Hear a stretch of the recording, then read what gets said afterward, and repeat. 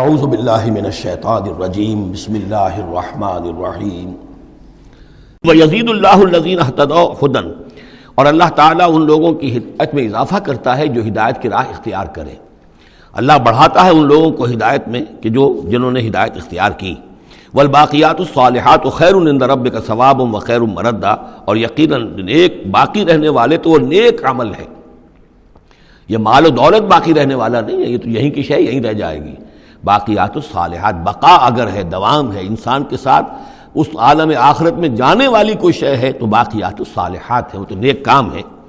خیر عند ربک ثوابا، وہ یقیناً تیرے رب کے نزدیک بہت بہتر ہیں بدلے کے اعتبار سے بھی، وخیر مردا، اور اس اعتبار سے بھی کہ لوٹ کر جایا جائے ان کے پاس۔ جب ہم وہاں پہنچیں گے ہمیں اپنے اعمال جو ہے وہاں منتظر ملیں گے، ان کی جزا، بلکہ یہ کہ کہا جائے گا یہ تمہارے اعمال ہی ہیں، ان کی شکل بدل گئی ہے۔ افرأیت الذی کفر بآیاتنا وقال لأوتین مالا وولدا، تو کیا تم نے دیکھا اس شخص کو جو ہماری آیات کا تو کفر کرتا ہے اور کہتا ہے مجھے تو لازماً ملے گا، مال بھی ملے گا اور اولاد بھی ملے گی۔ یہ وہی بات سمجھ لیجیے جو سورہ کہف میں آ چکی ہے کہ اس نے کہا تھا وَلَئِن رُدِدتُّ إِلَىٰ رَبِّي لَأَجِدَنَّ خَيْرًا مِنْهَا مُنْقَلَبًا، تم جو ہو جوتیاں پھٹکار رہے ہو یہاں پر بھی، تمہیں وہاں بھی کچھ نہیں ملنا۔ اگر واقعی آخرت ہو ہی گئی، اول تو مجھے گمان نہیں، میں نہیں سمجھتا کہ وما اظن الساعۃ قائمۃ ولئن رددت الی ربی لاجدن خیرا منها منقلبا، تو مجھے وہاں پر بھی اچھا ہی ملے گا جیسے یہاں اچھا ملا ہوا ہے۔ وہی اسی طرح یہ ہے کہ ان کا ہمیں تو وہاں پر بھی ملے گا، آخرت میں بھی بہت سا مال بھی ملے گا، اولاد بھی ملے گی۔ اطلاع الغیب، یہ دنیا بھی مراد ہو سکتی ہے لیکن میرے نزدیک آخرت ہی مراد ہے۔ اطلاع الغیب، کیا وہ غیب پر مطلع ہو چکا ہے، اس نے جھانک کر دیکھ لیا ہے غیب کو؟ ام اتخذ عند الرحمن عہدا، یا وہ کوئی رحمان سے عہد لے چکا ہے، پکا قول و قرار لے چکا ہے جس پر اس یقین سے کہہ رہا ہے کہ اسے تو مال بھی ملے گا اور اولاد بھی ملے گی۔ کلا، ہرگز نہیں۔ سنکتب ما یقول، جو کچھ یہ کہہ رہا ہے وہ ہم لکھ لیں گے تاکہ جواب دہی پوری کرنی پڑے کہ کیا کیا بکواس تم کیا کرتے تھے۔ وَنَمُدُّ لَهُ مِنَ الْعَذَابِ مَدًّا، اور پھر عذاب کے اندر ہم اس کے اضافہ کرتے چلے جائیں گے، عذاب کو اس کے لیے کھینچتے چلے جائیں گے۔ وَنَرِثُهُ مَا يَقُولُ، اور جو کچھ وہ کہہ رہا ہے اس کے وارث تو ہم ہوں گے، سارا مال دنیاوی سامان جو بھی کچھ ہے وہ تو ہماری وراثت میں آ جائے گا۔ وَيَأْتِينَا فَرْدًا، اور وہ جب آئے گا ہمارے سامنے ہماری عدالت میں پیش ہونے کے لیے تو ایک فرد کی حیثیت سے آئے گا، نہ اولاد ساتھ ہوگی، نہ مال، نہ خدم، نہ حشم، نہ قوم، نہ ہم نشین، نہ حاشیہ نشین، کوئی نہیں ہوگا۔ وَاتَّخَذُوا مِن دُونِ اللَّهِ آلِهَةً، انہوں نے اللہ کے سوا کچھ اختیار کر لیے ہیں اپنے معبود، لِيَكُونُوا لَهُمْ عِزًّا، تاکہ وہ ان کے مددگار بنے، ان کے لیے سہارا بنے، پشت پناہ بنے، اللہ کے ہاں انہیں کچھ چھڑا سکے عذاب سے۔ کلا، ہرگز نہیں۔ سَيَكْفُرُونَ بِعِبَادَتِهِمْ، وہ تو ان کی عبادت کا انکار کریں گے، جیسا کہ پہلے بھی آ چکا ہے، وہ فرشتے ہوں، اولیاء اللہ ہوں، انبیاء ہوں، حضرت عیسیٰ ہوں، شیخ عبد القادر جیلانی ہوں، کوئی بھی ہو، ان کا تو مانگو تو کفر کرے گا، تم کیا کہہ رہے ہو، ہمیں تو معلوم بھی نہیں تھا کہ تم ہم سے دعائیں کرتے رہے اور ہمیں سمجھتے رہے کہ ہم تمہیں چھڑا لیں گے۔ سَيَكْفُرُونَ بِعِبَادَتِهِمْ، وہ انکار کریں گے ان کی عبادت کا۔ وَيَكُونُونَ عَلَيْهِمْ ضِدًّا، اور وہاں ان کے مخالف ہوں گے، انہیں وہاں پر پروسیکیوٹ کروائیں گے۔ أَلَمْ تَرَ أَنَّا أَرْسَلْنَا الشَّيَاطِينَ عَلَى الْكَافِرِينَ تَعُزُّهُمْ عَزًّا، کیا تم نے دیکھا نہیں کہ ہم کافروں پر شیاطین کو بھیجتے رہتے ہیں، یعنی یہ کہ یہ شیاطین جن جو ہیں یہ ان پہ حملہ آور ہوتے رہتے ہیں اور انہیں خوب ابھارتے رہتے ہیں گناہوں کے اوپر، اور انہیں اور سرکشی کے اوپر آمادہ کرتے رہتے ہیں۔ وجہ کیا ہے کہ خود انہوں نے شیطان کی رفاقت کو اختیار کی ہے۔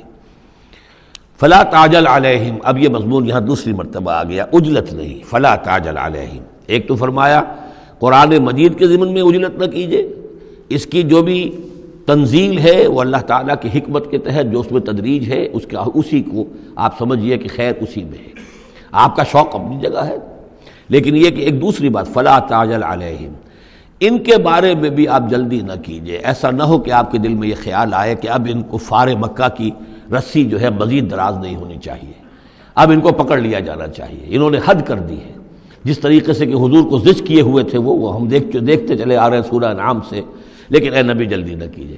فلا تعجل علیہم، ان کی مخالفت، علی یہاں پر آ رہا ہے، فلا تعجل علیہم انما نعد لہم عدا، ہم ان کی پوری گنتی کر رہے ہیں، ایک ایک عمل ان کا لکھا جا رہا ہے، ہر چیز کا ان کو جواب دہی کرنی ہوگی، ہر چیز کی ان کو سزا مل جائے گی، لیکن یہ کہ ہمارے ہر کام کے اندر جو بھی فطری تدریج ہے، اس کی جو توقیت ہے، اس کا جو نظام ہم نے بنا رکھا ہے وہ اسی کے مطابق ہوگا۔ یوم نحشر المتقین الی الرحمن وفدا، یاد کرو جس دن کی ہم جمع کریں گے اہل تقویٰ کو، وہ رحمان کی طرف آئیں گے مہمانوں کی صورت میں، جیسے مہمانوں کا استقبال ہوتا ہے، وفد آیا ہے۔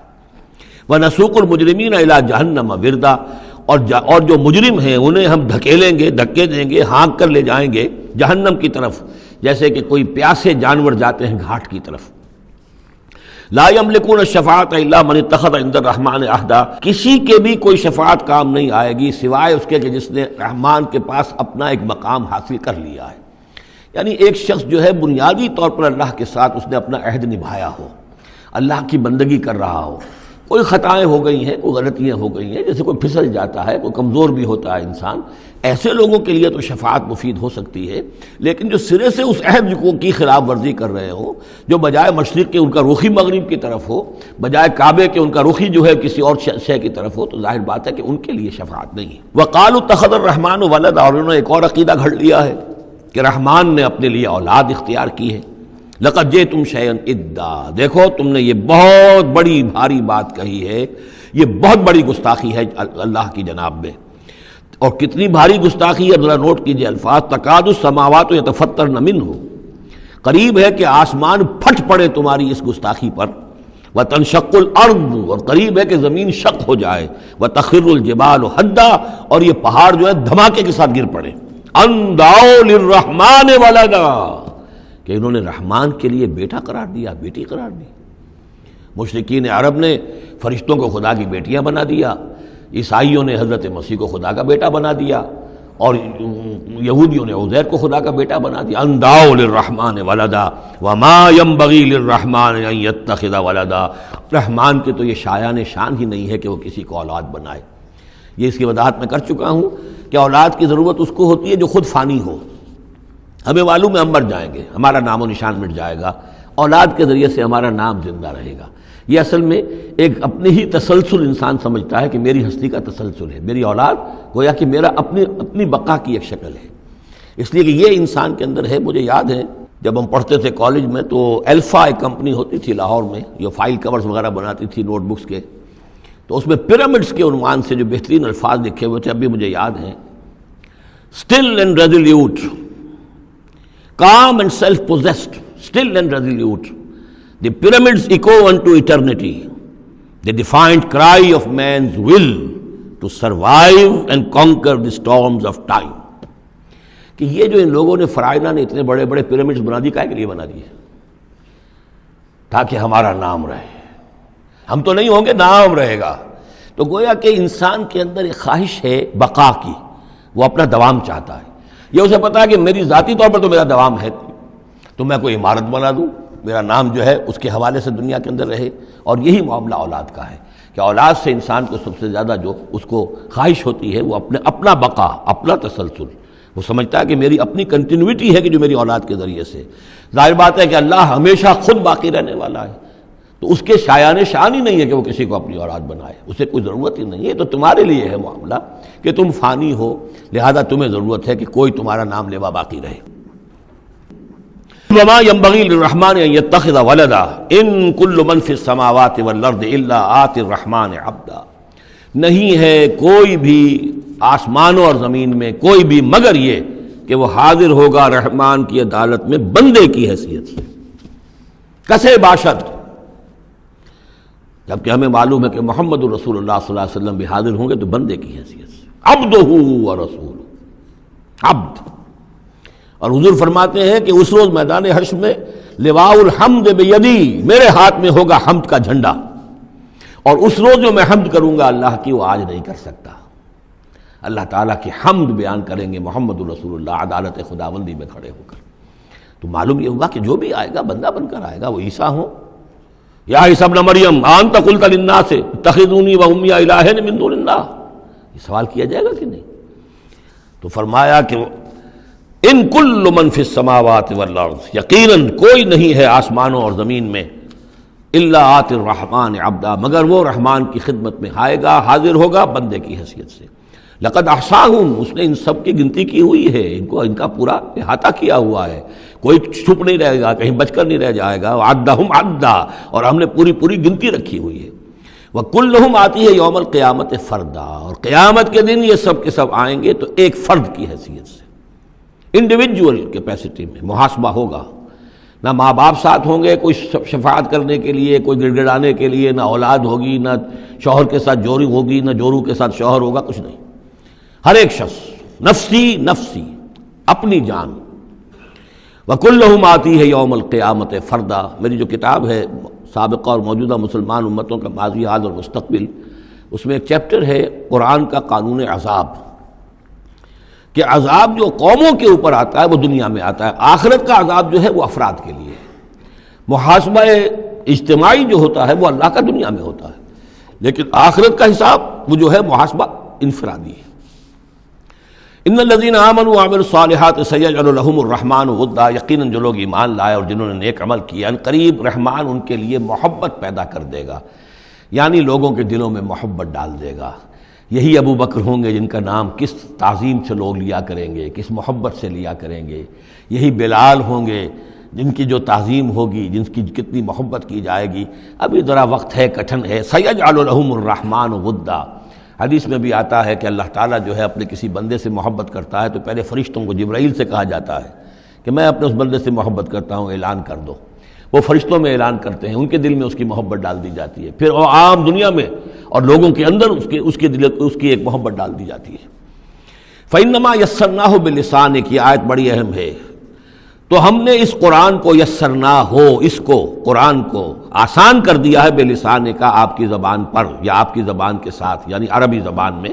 یہ بہت آسان ہے، بہت ہی ستھری زبان ہے، سادہ زبان ہے، جس کو ہم کہتے ہیں کہ سہل ممتنع، اس کے اندر ثقالت نہیں ہے، بوجھل پن کا نہیں ہے، بہت بھاری بھرکم الفاظ کہیں کہیں شاذ آئے ہیں، ورنہ عام طور پر قرآن مجید جو بڑی سلیس زبان میں ہے۔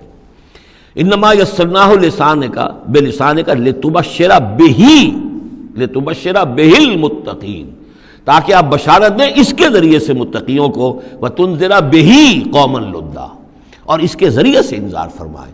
یعنی آپ کی دعوت کا مرکز و محور اور آپ کا آلہ جو ہے، آلہ دعوت، آلہ انقلاب، وہ قرآن مجید ہے۔ انذار کیجئے قرآن کے ذریعے، تبشیر کیجئے قرآن کے ذریعے، تذکیر کیجئے قرآن کے ذریعے۔ فذکر بالقرآن من یخاف وعید، تذکیر ہو، واعظ ہو قرآن کے ذریعے۔